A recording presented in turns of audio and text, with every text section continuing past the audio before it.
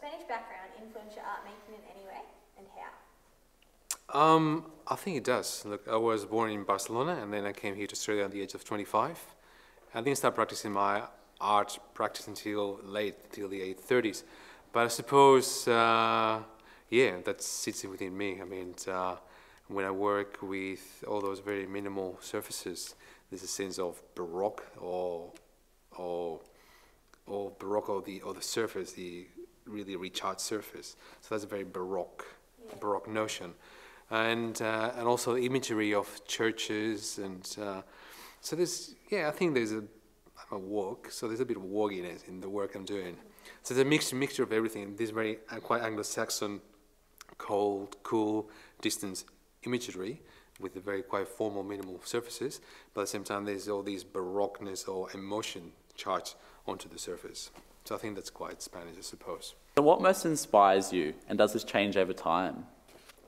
I think what inspires me the most is people, individuals, and texture, I suppose.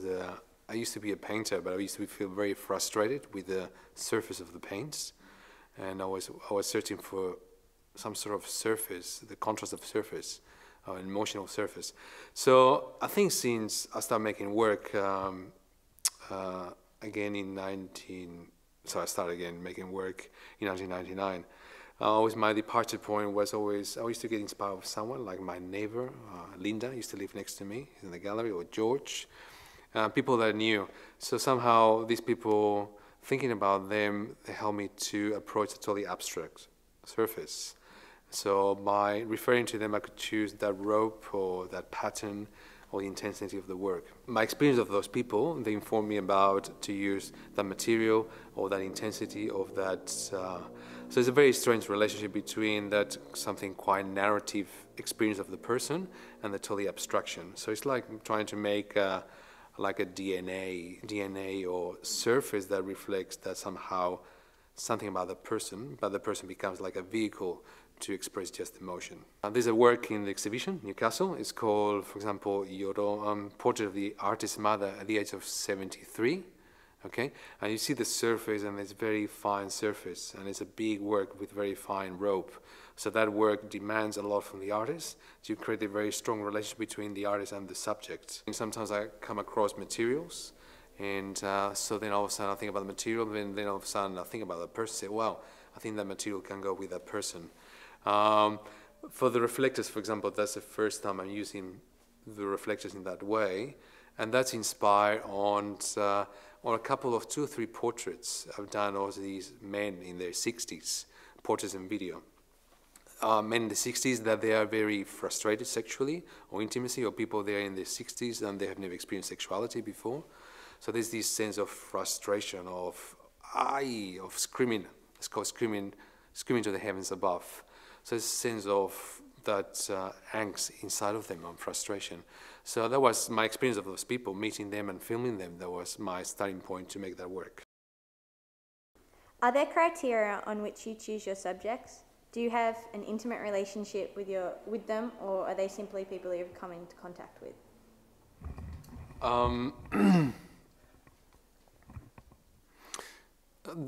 I've filmed very different subjects. I mean, sometimes subjects, they can be family members. I feel like my mother or my niece, even my father recently, he's very old. And sometimes I film people that I encounter through the internet. I mean, there's just like on the dating and online websites.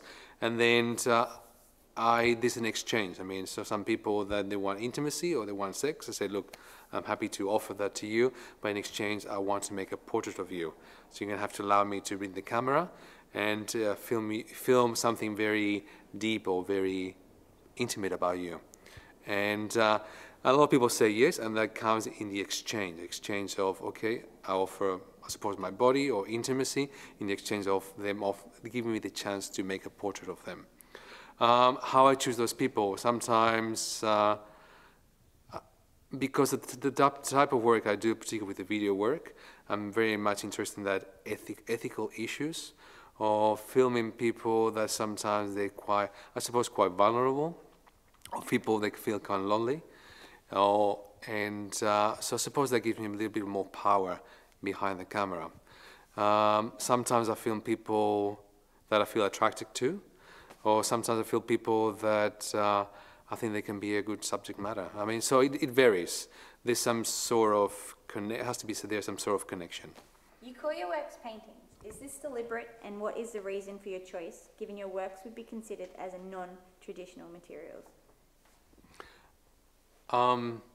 Yeah, I call them paintings because I refer them to, they're quite very minimal in their conception, and they also tend to work on the frame, on the stretcher bars. So instead of painting on the canvas, what I do is to weave the canvas. And also I'm interested in that notion of expanded painting. Is about the painting jumping onto the third dimension. So that's why I call them paintings. So of all choices of your materials, why did you choose rope, and where do you get the rope from? I think everything comes from the 70s. I'm a child, I was born in 1963, and then in the 70s I went to school and they taught us how to do macrame and tapestry. So I remember when I was, I think 12, 13, 14, I used to go macrame crazy. I used to do pot hangers, belts, and even tapestries, even learn some tapestry technique. And then what happened is, at the age of when puberty kicked in and I became an adolescent, of course I used to have panicking and still feel very insecure about all those things. So I left all that creativity aside. So what happened, everything was put aside. And then I went back to that material at the age of 33, when I decided more or less to, pursue my creativity again. I started making some painting, but then soon after that, I started feeling very frustrated with the medium. And then I came across all those industrial materials, ropes, and then I started playing with them and creating these painting surfaces, but instead of using oil, I was using ropes. So rope will be probably, I use rope in the 80% of my work.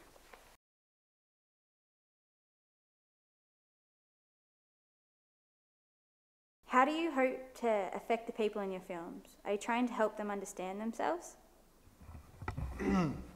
Some people, with the films I do, some people, they have compared my work a little bit like, almost like sometimes like a social worker. So I'm trying to create art that helps people somehow. That's not my intention. My intention is to deep in and then trying to get something that's quite very intimate and that's quite universal, okay, for the person. In many cases, I mean, sometimes I film people that they feel quite vulnerable, or they have this need to talk, or they're very frustrated sexually, and of course the whole process, of course, it can help them a lot. Like one of the films you've got in the show, it's called Bacon's Dog, and that was a portrait of Peter Fay. And I said to him I want to film him, and he looked at my videos online, he looked at the work, he knew my work, he's an art collector. And we had dinner, and then through the dinner conversation came up, he said to me, look, I've never had sex with anyone, I'm 65, I've never experienced intimacy. So I said to him, look, I can offer you intimacy in exchange of the video. So it's an exchange. And so the whole process lasted for 5 months, before filming, during filming, and post-filming. And so it was a very cathartic, in that case it was a very cathartic experience for him. I mean, we went through the whole process, and he went through the whole emotions, in a matter of concentrated emotions, in a matter of few months. Through the whole process he lost about 20 kilos, so the whole thing was really very intense for him. We remain very good friends, and he's got a partner now, and his life, maybe through the whole process, changed. But that was not my aim, that was a result. I just filmed another person in Glasgow, Jim. He's 63 as well, similar circumstances, have experienced sexuality only twice in his life. He hasn't come out, and because he lives in a little town in Scotland, and he suffers from dyslexia, he cannot express himself, so we spent some time together. And he somehow felt very free to open up to me and talk. So that has helped him. So there's all those, I suppose, because I'm asking so much from the subject, I suppose I have to give something in return. The thing I'm giving in return is to be fully there, present for them, and try to forget about who I am, or where I'm coming from, or my ethical issues, or who I am, and then just try to be there for the person. Could you tell us about the beaded work, Looking for Felix? Yep. Looking for Felix, that was one of my first works I did. That was in 1999. And at the time I was doing a Master of Arts at the College of Fine Arts in Sydney. And then I came across this artist called Felix González Torres. He used to be a Cuban artist, great artist, a post-minimalist. He used to do a lot of very minimalist language, but very poetic. And he died of HIV/AIDS, I think in the 90s, the mid-90s. And part of his work, he uses the same curtains I'm using for Felix, Looking for Felix. He uses the curtains, like red curtains, meaning he used mainly blue curtains, like meaning the water. They used to separate him from Cuba and the United States. Or sometimes he used the yellow curtains. I used to call that golden shower. It's about the sexual practice, sexuality. And so I wanted to do a work called Looking for Felix, to create like a big cube, and that you could walk into the cube and immerse yourself in that fabric of that environment and become Felix. I was diagnosed myself HIV positive many years ago, in my 20s, and I suppose it's about inviting people to walk into that space where the red represents the blood, and it's about really cutting down those separations between the public body and the private body, or even the touch of blood, things like that. So it created all those different readings about the work. So that was Felix. I mean, someone I really admire a lot.